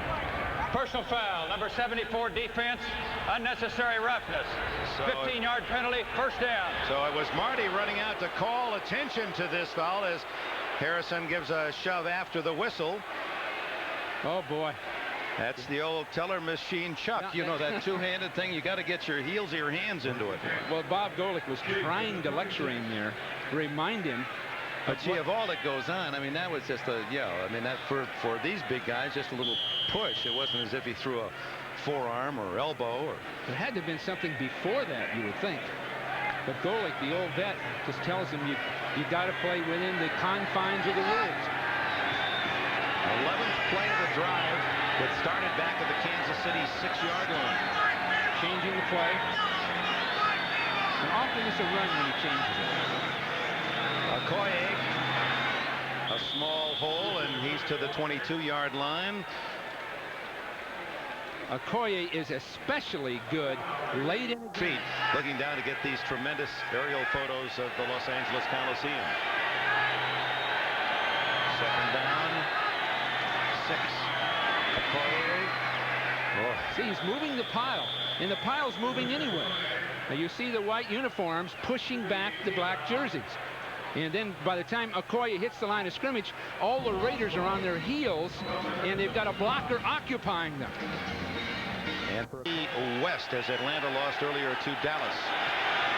Now it's Word in at running back. He has the first down inside the 15. Oh, gee, I bet Al Davis and his group upstairs can see that, and it would be so frustrating. That time, the entire Raider defense was moved back 5 yards to a man. Now they're fatigued, apparently. They look like they're playing fatigued. And part of it's because the offense has not been able to sustain their attack and control the ball. And part of it's a guy like Okoye behind that offensive line, but they are absorbing. Well, the Monday night shutout at New Orleans, a Monday night. They get here Tuesday. It's been a short week. Right. Maybe taking its toll. 105 yards now for Barry Word. Back-to-back 100-yard games for Word. First down as they're chewing up this entire third period, Kansas City. Just seconds left.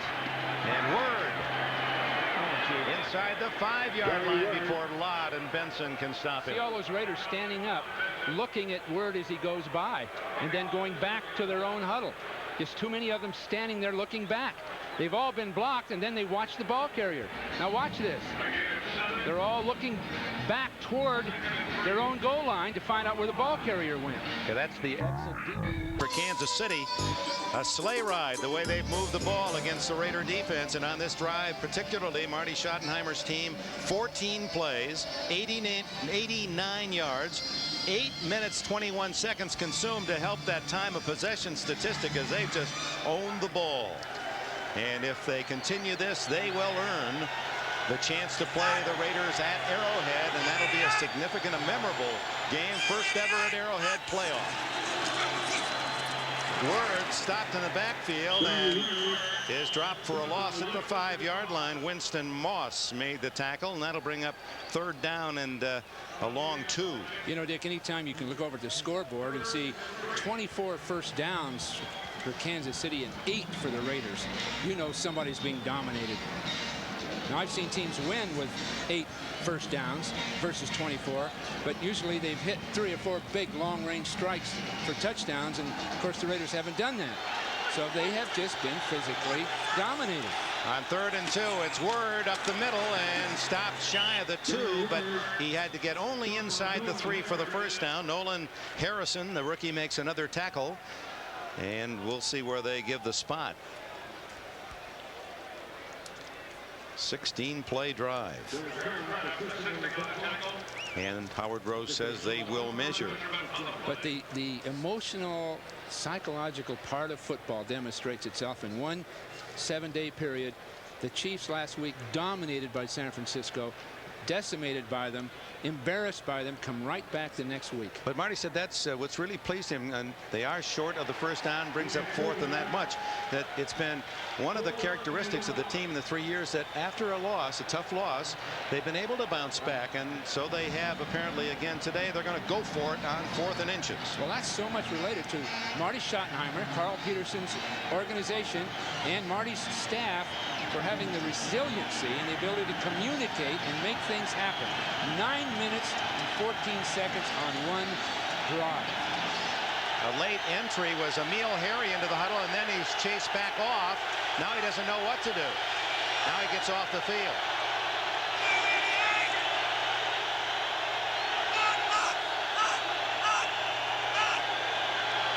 The Berg trying to draw him offside. And now apparently just going to take the 5-yard penalty and they'll go for the field goal. That's what it is. So a drive that starts at the 6 in Kansas City's half of the field and ends at the Raider 2. And the mathematics come out. Try the field goal for Lowry, which will still, even if successful, keep the Raiders within 2 touchdowns of victory. So in some ways a moral victory for the Raider defense. Well, Deron Cherry, who to me is as analytical a player as I've ever met. He bewitches me when we talk to him because he's got such a wonderful feel for the game. He's a fine safety man in his own right, but he talks about what Marty's done with the team. Basically, Marty told him last week, and any other way he could think of it, they were all in one big boat, and everybody had better grab an oar. Well, they did it this week. 25 yards for Lowry, and he just slides it through. So Lowry, who had a 21 field goal streak snap today, is now 2 for 4. Officially, first day of winter. It's cooled down to about 68 here in Los Angeles, as Nick Lowry with a 20-7 lead kicks off with 13 minutes left. A quick scoring strike by the Raiders, and despite all the negative feelings as Kansas City has owned the football, Los Angeles certainly not out of it. Jamie Holland to the 27-yard line before he's bumped out of bounds. And a flag goes down. And it looks as if we've got a personal foul. It looks as though it was hitting along and out of the sideline. A lot of action over there. And 15 more will take it out across the 40. Personal foul. Unnecessary roughness on number 27. Late hit out of bounds. 15-yard penalty, first down. Starting safety Kevin Porter. Well, there's field position. There's Porter along the sideline. He's out of bounds now. Oh, and it's 52, really. Porter didn't have much to do with it at all. Tracy Rogers made the hit. Porter didn't get a hand on it. So from the 43, Marinovich starts, needing 2 touchdowns to get the lead. Almost intercepted as Dino Hackett faded back into that zone, and the ball was right in his mitts. Willie Galt, the intended receiver. Well, there's the experience factor. Because all Marinovich saw was the defensive back and the receiver, not accounting for Hackett to take an angle to cut off that slant play. So Dino just dropped, just as he's been drilled for years, on that 3-step quarterback drop into that point where the slant is thrown. Into the flat to Allen, hit immediately by J.C. Pearson, born in Japan. Japanese mother. Probably the only NFL player that speaks fairly fluent Japanese. On the Miller Lite 10-minute ticker, still 10-7 Denver hanging on in the late third period. Washington builds its lead against Philadelphia. New Orleans still by 17 in the desert. Well, it appears that New Orleans has found themselves with Hebert, and they can be a factor now against Washington in a playoff situation. Third down and a long 7.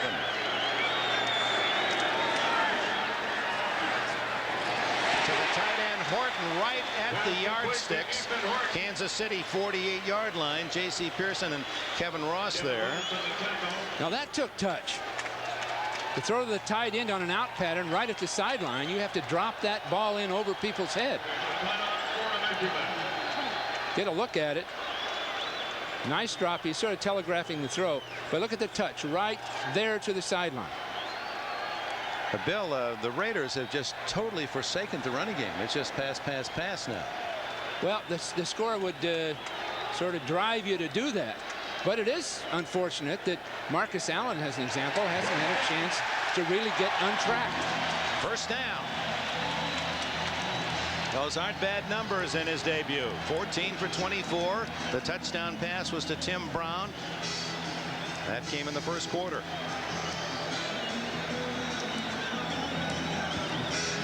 Said he wore 13 at Southern California, had enough of that unlucky number. He wanted 12, and growing up with his dad, a former Raider, he rather admired the left-hander Stabler anyway. Wanted his number.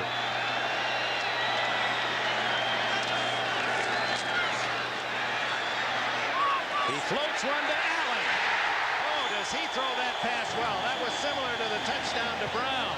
Just lobbing it over the defense. Now that's a play, in all honesty, Jay Schrader would not or could not have made, because it's the trajectory of the ball. He's throwing it over defenders' heads and dropping it down to Marcus Allen. And Marcus being a fine receiver. Now that's well done. Now that's a play that would not have been made with a previous quarterback. I think he's here to stay. I really do. Now, wait a minute. You're saying that based on today, they're going to play again next week, that you would start Marinovich? Unless we have disaster in the next few minutes. He'll be that much better next week. He gives them the best chance to win. Nick Bell in the game for the first time. Big rookie from Iowa. Marinovich guns. What a catch by Horton. Left-handed it and pulled it in like an outfielder. Catches like that got him votes for the Pro Bowl as he goes to Honolulu for the first time. Oh, but a great transition he's made to be a tight end. Now this ball's thrown soft enough that Horton can make a one-handed catch. Now if somebody had drilled that ball, there would have been no one-handed catch. Well, that's a make any quarterback pleased. The real great ones, the Unitas or any, I can go on and on. The tight end became a major factor in their throwing, because they could always find him and throw a soft enough ball for the tight end to catch it. So Horton's going to get a new lease on life. 2nd and 6. They trail 20-7, and Marinovich pulls it in and has a first down.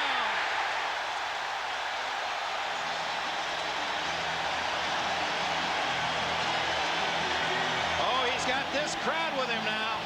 Now that took a little decision on his part, because he's unsure. He wants to throw it, but now he turns it on and he uses good judgment that close to the goal line, going down underneath people. 11 yards on the play. 1st and goal from the 7. The Chiefs lead 20-7. Exactly 10 minutes left in the 4th quarter.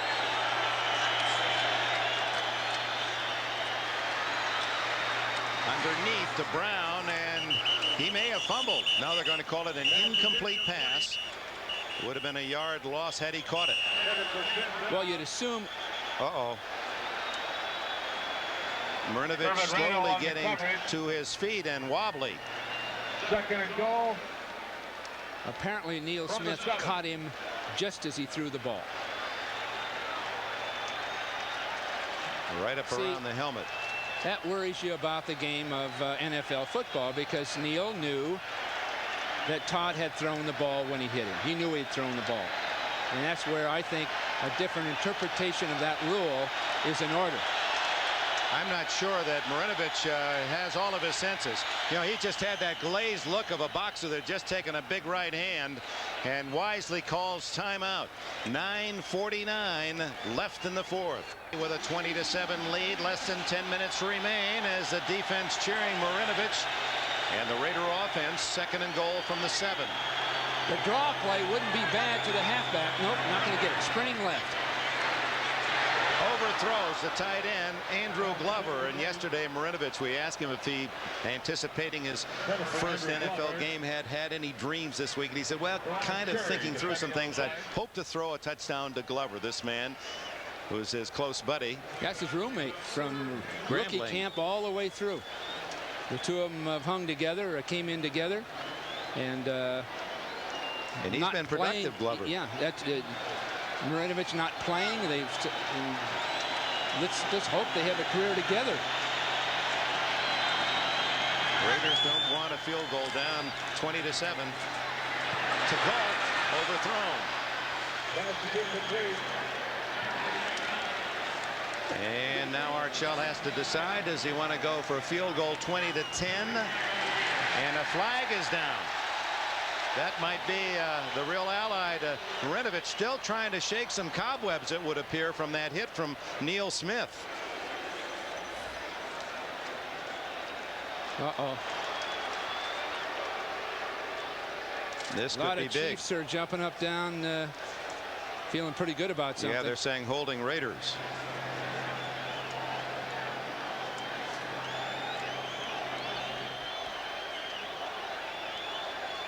Now we're going to know. Holding offense, number 88. Penalty decline. Brings up 4th down. Tight end Ethan Horton guilty of the hold. They decline it and force the decision by Art Shell. Do you go to the field goal? You got to go to the field goal right here. Even with 9:38 left. Yeah, because it'll bring them to 10. They need a touchdown and a field goal to go to overtime. So you'd kick the field goal. Apparently not. No. That's Terry Robisky, the offensive coordinator, with his final.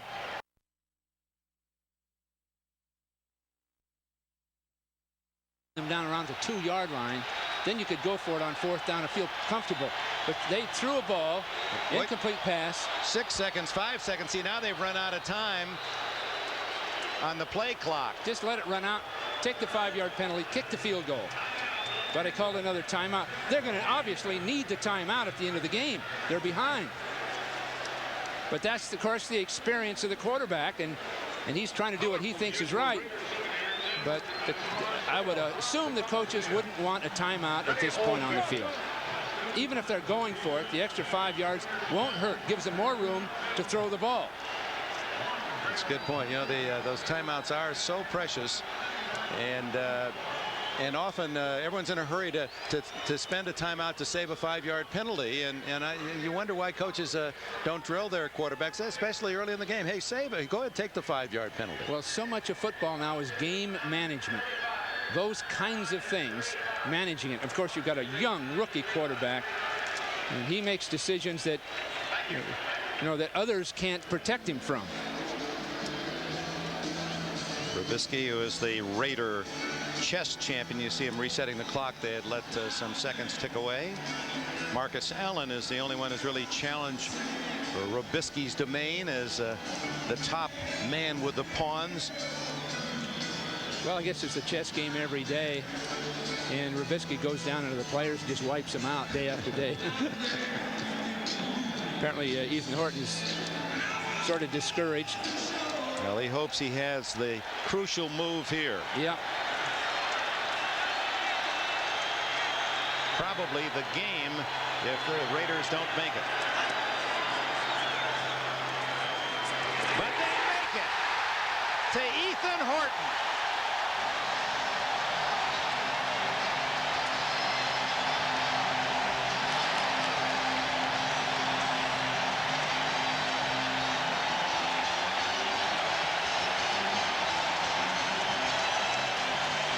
Horton will cross from right to left, number 88, and he just isn't being covered very well. That's all there is to it. Charles Washington just couldn't stay with him. And the Marinovich family cheering the results, as they did for their son when he was the first ever California high schooler to pass for 9,000 yards as a prepster. You know, this reminds me his high school career to someone like Jerry Rice catching the ball. You know, Jerry would catch 100 balls a day in practice. He'd catch 100 passes a year in games, and Marinovich threw the ball so often, so continuously, all through his previous career, that it's become much more natural to him. Jay Schrader, on the other hand, as you know, Dick, was a baseball player, played very little football. Right, 5 years in the Toronto Blue Jay organization. Well, Marinovich and his NFL coming out party, 17 for 30. His team is still in this game, extra point away from 20-14, and Jay Schrader must be wondering about his future. The two wise of distributorship in Kansas City is in his future. Jager makes it 20-14. The Raiders are within 6, and while the Raider family cheers, Al Davis keeping it inside. Oh, come on, Al. At least smile. Come on. Come on, Al. You could do it. Maybe next time. Troy Stratford, who will take the touchback at the 20. Kansas City's lead 20-14. Well, we wish you all a happy holiday and Merry Christmas, and we present two brightly decorated packages for you fans on Christmas Day. Right next door at the Sports Arena, you'll first see James Worthy and the Lakers against crosstown rivals Danny Manning and the Clippers. That's at 3 Eastern. Then prime time, 9 o'clock, Bird and Jordan, Boston and Chicago. A double gift from NBC Sports. There it is, the Sports Arena adjacent to the Coliseum here in Los Angeles. Now it's the Chiefs, though they have dominated on offense, leading by only 6. Barry Ward rumbling again, gets a dozen. Eddie Anderson with a tackle, and about to wrap his mitts around some words. Here's Bob Costas. Rams in Seattle tonight. Dick? A tough year for the AFC. Howie Long jumping offside as Word gets the call and is across the 40-yard line. Ricky Ellison makes the tackle, and to follow up Bob Costas's point, in the 80s, the only AFC team to win the Super Bowl were the Raiders, quarterbacked by the man next door, Jim Plunkett. And there's Plunkett on the left of your picture. Plunkett, of course, against the Eagles in '81, winning Super Bowl 15, and then against the Redskins in '84, the big upset down in Tampa. And that's the last time the AFC able to win the Super Bowl. So it's been a run for the National Football Conference, and they've really had their way this year. Defense, offsides, number 75. Penalty decline. Second down. Well, DeBerg has got Howie Long moving now with that snap count. You see it? And Long playing with a bad knee, and he's trying to favor that. So to get an extra push, he perhaps has to be overzealous. Word now 126 yards rushing today, and he's going to get some more. And a first down on second and a yard before Ellison and Long can make the stop. At this point, the Raider defense has got to keep their pads down, got to charge and not overcommit. The previous 2 runs that Kansas City broke, Howie Long moved on one of them and Golick on the other, all the way around their blocker, and the ball just followed right in behind him.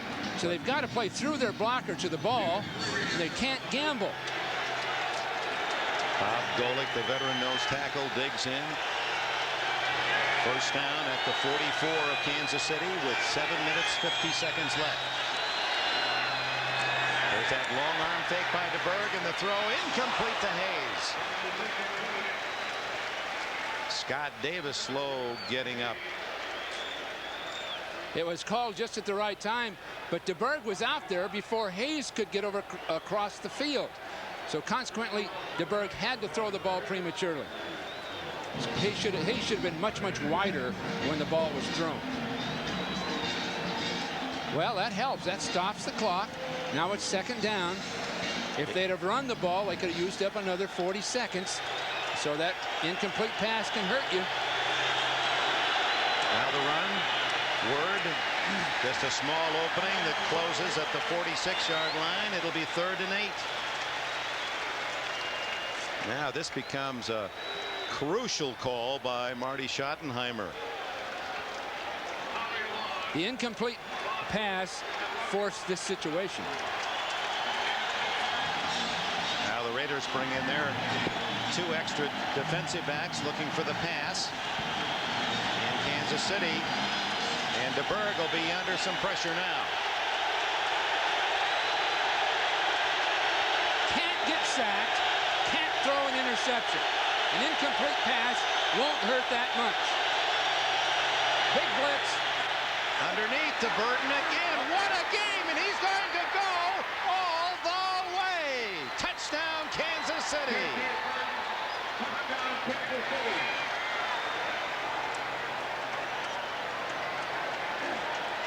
53 yards against a blitzing defense. Burton has 2 touchdowns today from DeBerg, 57, and this one for 53.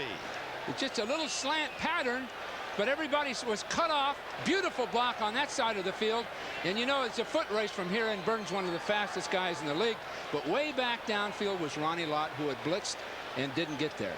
Now, without the blitz, that play wouldn't have occurred. So a gambling effort on the part of the Raiders to really shut down DeBerg, cost him a touchdown. And what a game for Burden. He had 19 catches all year till today. 8 catches, 188 yards, and 2 touchdowns. Lowry to try the point after. And again, almost a tentative push through. And here's Burden, 88. The only man to beat is Torn Dorn, 46. And look at the block coming up from his other wide receiver. That'll appear to be Todd McNair, who came over and threw the block.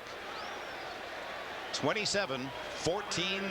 Someone that was attracted to Kansas City by Marty, and after a season this year with no touchdowns, he has 2 big ones today, 57 and 53 yards. 27-14 Kansas City. Dick, people felt that he couldn't catch the ball well enough to ever be a regular, but he had great speed. Well, they've taught him to handle the ball well enough. I think Al Saunders, the receiver coach, has done a great job with him. Now, this is a combination of another things. Now, first you'll see a blitz by Ronnie Lott right there. Then you'll see a pick play with this receiver leaving up the field, forcing Washington around. Then you'll see the play go. So you'll first see a blitz by Ronnie Lott right there up inside. Now the pick play. Now here comes Burden. And meanwhile, Thomas does a beautiful job of blocking on the other side of the field. So a combination of things had to happen to result in a touchdown. And the Hall of Famer Archell, just when he felt he had him stopped, finds himself back by 13 points. And Marinovich goes to work from the 20. Ethan Horton, the tight end, with another catch. He's been the counterpoint to Burden, only in Horton's case, he isn't getting the long touchdown bomb. He too has 8 catches, but for only 67 yards. Well, this is the first time that really the tight ends have been a target for the Raiders as a consequence, because of the style of passing that Marinovich brings. Now they need a no huddle. I'm not sure he can function that way. Underneath to Marcus. Okay, now get up to the line of scrimmage. Get your team up there. First down at the 39. Martin and Porter make the tackle. Now these are things that have to be learned. At some point, Marinovich won't be looking for the sideline for a play. He'll have a play of his own. All things considered, you can see what Marcus was saying about his presence. There's no question he's running the show.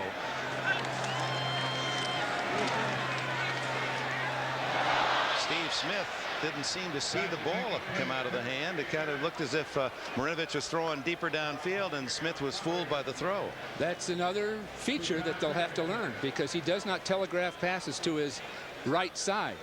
And Smith didn't even think the ball was on its way. But right now, Kansas City's showing no pass rush, none. So he's going to have time unless there's a blitz. Todd Marinovich, a firecracker since day one, born on the 4th of July, as was Al Davis, in fact. He said that parents used to tell him all the fireworks were for him. It was his birthday.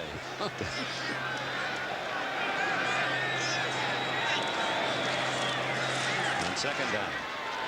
A deep throw, but a little too long for Mervin Fernandez. And Marinovich hit as he threw the ball. A little action on the ground. It's Steve Wisniewski, the Pro Bowl left guard. There's no need for that stuff now. Let's just get this game and function smoothly. Nothing should distract them now. They've got to execute. There's Bob Golick, who's brought personality to this team. A bloody nose today. 3rd and 10. Marinovich now 19 for 34. 186 yards and 2 touchdown passes.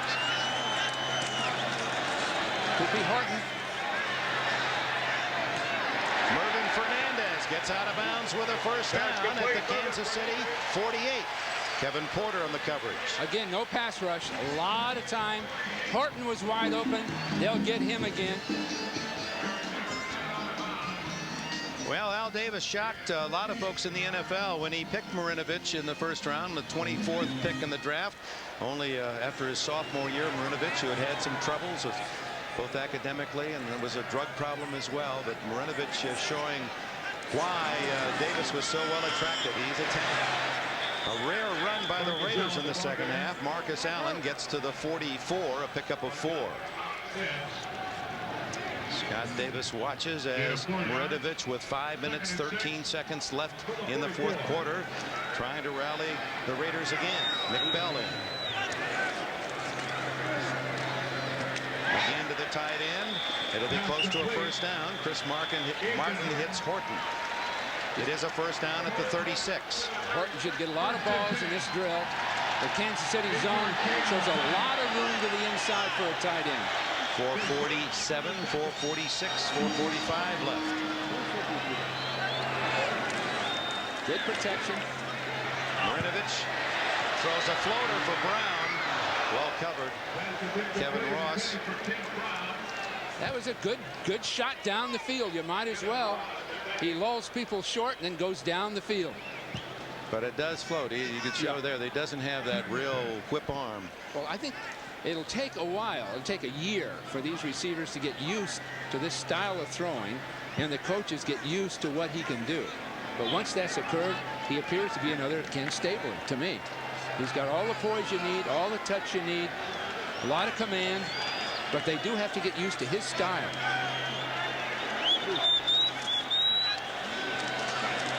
On second down. And he threw that one away. Crowd of 65,000. There were 67,000 tickets distributed. 65,144 here, hoping that they'd be able to come back again next Sunday to see these same two teams. And meanwhile, the folks in the Midwest that root for the Chiefs, hoping finally after 20 years that they will see a playoff game. It's been since Christmas Day 20 years ago in that classic when Miami in double overtime, Garo Yepremian, after Jan Stenerud had missed in overtime, Yepremian kicked the field goal that sent Miami to the Super Bowl. Horton again. Well, that tight end, Horton's going to become a star football player with Marinovich as his passer, because he can go to those tight ends at the last second with good touch. 10 catches today for Horton. He had 43 coming in, tied for the lead, so he is the top receiver for Los Angeles this year with 53, counting his 10. This is what Brent Jones did for the 49ers. Marinovich down the middle. Touchdown! What a throw to Brown!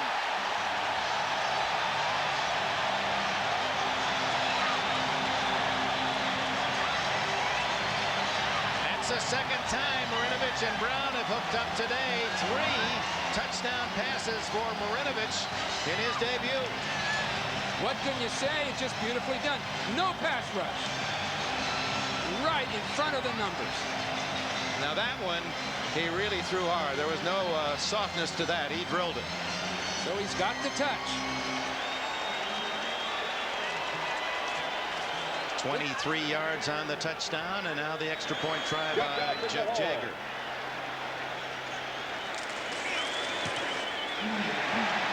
And Los Angeles back within 6, 27-21. His 5th touchdown of the year as he beats J.C. Pearson, but the throw was right there. And Pearson tried to make it more physical instead of just running with Brown. Again, no pass rush at all. There was a huge lane that Marinovich threw the ball through. Typically, you'd have somebody that could jump up and make it difficult to throw that ball. Yep, there it is. You knew it would happen. You know, this is the biggest change in Raider football I've seen in 5, 6, 8 years. This quarterback, because it'll be a different team now than we've been used to seeing. Well, 21 points. The Raiders all year scored more than 21 only 4 times. Now down south in San Diego, where Denver trying to win the bye, still in doubt. 17-14. If Denver wins, they get the bye, and Houston will host the Jets next week. Look at Philadelphia. Now, did they come on strong? They're the finals from earlier. By the way, in that San Diego-Denver game, there's 7 minutes left. As you check the other scores on our Miller Lite 10-minute ticker. Cincinnati, a disastrous year. Sam White's, he's not one of those. All the rumors floating about all the coaches.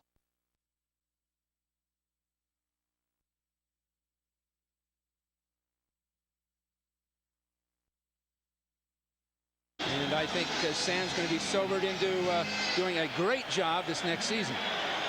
Now for the Raiders, down by 6 as Kansas City looks for the onside kick. Jager hits a skidder. Stratford.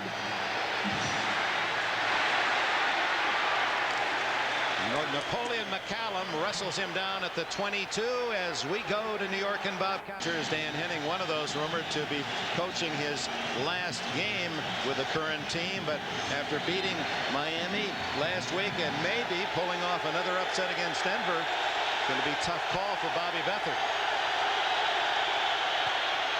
It's Barry Word to the 26-yard line. Now, the Raiders have not stopped Kansas City today. Kansas City hasn't punted the ball. Touchdown, touchdown, field goal, missed field goal, missed field goal, field goal, touchdown.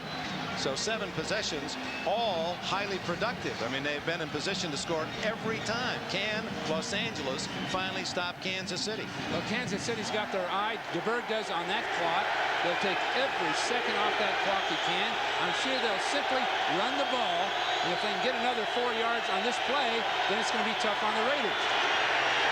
Now they stuff it this time as Word is hit by Lott and Benson and Townsend. And I'm telling you, these Raiders will play for Marinovich. Just his style, his personality, and they can see a resourceful man in Marinovich. And that's what the defensive players, everyone else, really are alerted to and appreciate. They know they'll always have a chance with him. Look at Marcus right there to offer all his encouragement. He's very fond of Marinovich. Todd McNair comes in. 3rd down and 6. I'll call it a long 5. ENBERG gets Rob Thomas right at the sticks as the tackle made by Gary Lewis. Let's see if it's enough for the 1st down. And Marty Schottenheimer coming right down to that stick to eyeball it. Well, Thomas' quickness really helped there. He just went up the 2-minute mark, or it'll be 4th and inches. 1st down. Now that hurts. Or helps, depending on your perspective.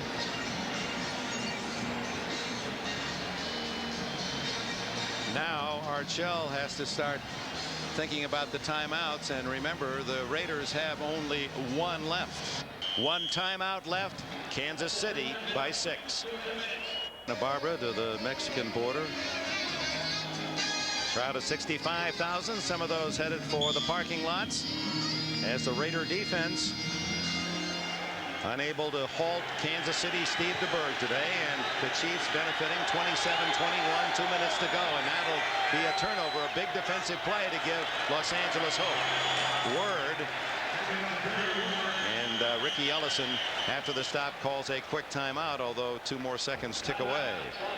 Winston Moss there as well. Let's look at our lineup tonight. Ronnie Lott into the has not performed up to their standards most of the season. Well, as we spoke earlier in the game, they look unbeatable for 3 or 4 plays, then bang, an 8-yard run.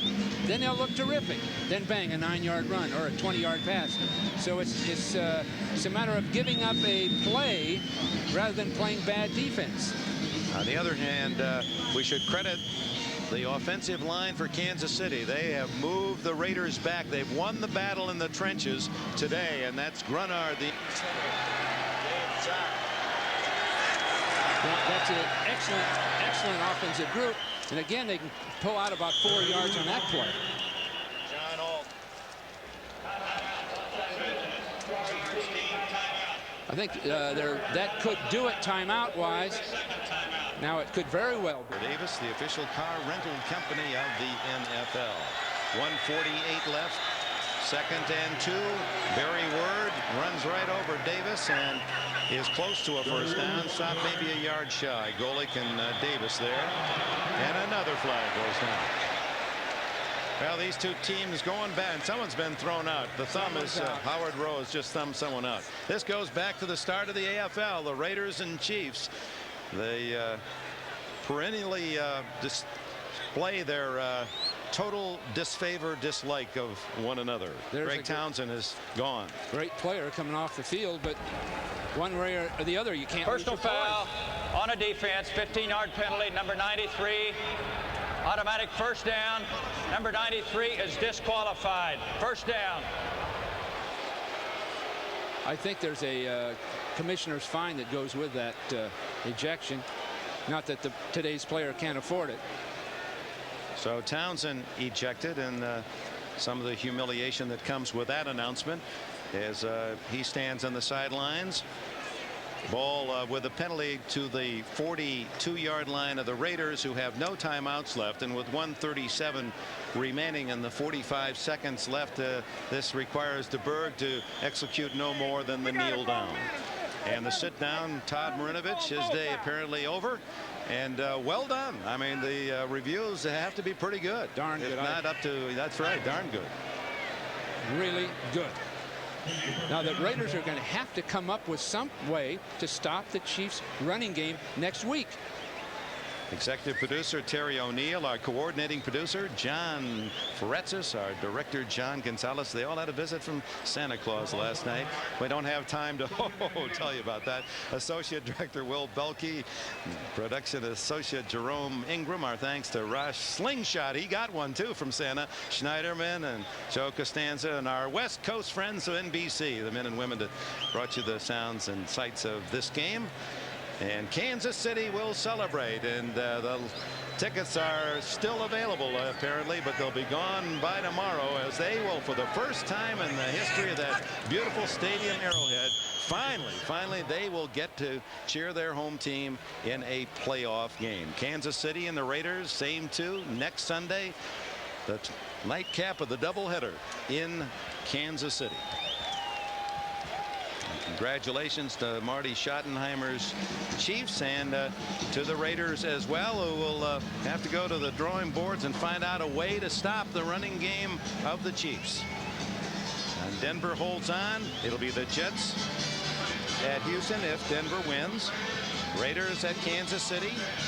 Buffalo and Denver would get the byes if Denver beats San Diego. Marty Schottenheimer and the Chiefs victorious over Todd Marinovich in impressive debut, 27-21. Be with NBC Sports next Sunday. Coverage of the AFC Wild Card game preceded by NFL Live. Check your local listings tonight. Erie, Indiana. Hot Country Night. A Mom for Christmas.